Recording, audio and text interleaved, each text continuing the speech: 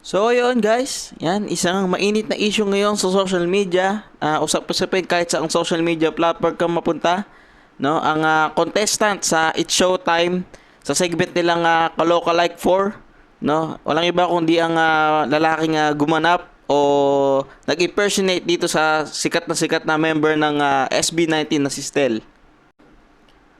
Inulan nga siya ng sandamakmak na batikos dahil nga especially yung mga fans nitong si Stel ng SB19, no, na tila para sa mga tagahanga ni Stel, no, parang ginawa lang daw katatawanan yung yung pag-impersonate dito kay Stel.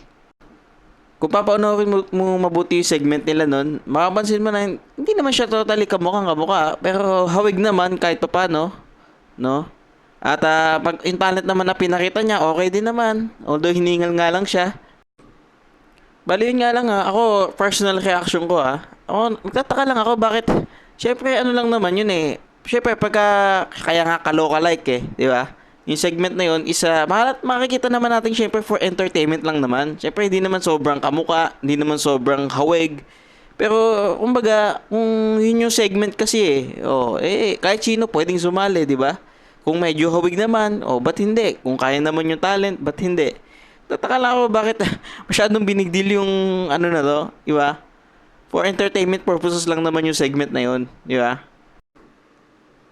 Tsaka sa mga bagong, ewan ko, yung iba, actually iba alam naman siguro, pero yung mga bagong ano kasi, na bagong sibol na fans ngayon, no? Kung babalikan nyo, try nyo balikan yung yung, ito kasing kaloka like, parang ni-revive lang to na segment, pero dati na to eh. Marami na noon eh, di ba?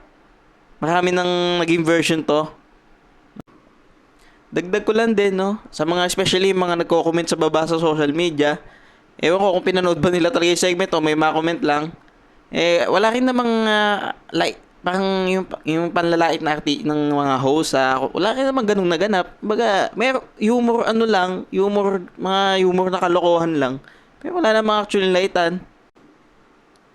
Kaya sa mga patuloy kung ako lang sa inyo kung nanonood ka man nito at kinriticize mo yung issue na to, try mong panoodin yung mga naunang version ng Kaloka Like 1, 2, 3, no? Ng Showtime noon. Di ba? Kasi nakakaano lang, di ba? Parang patagal na patagal, parang alam mo yun. Sobrang napaka-sensitive na ng mga netizens ngayon. Kasi kung babalikan mo talaga yun noon, ewan ko, mukhang may lait pa nga noon ng mga naunang Kaloka Like eh. Ewan ko bakit yung mga bagong civil ng fans ngayon masyadong, alam mo yun, although diehard fan naman sila, naiintindihan ko naman sila. Pero yun lang, parang, alam mo yun, nagiging sensitive na talaga. Sobrang sensitive na lahat ng nangyayari ngayon. Lahat ng makita, lahat ng mabalita. So yun lang guys. Sana maisip nyo rin na yung segment na is for entertainment lang. Okay? Yun lang.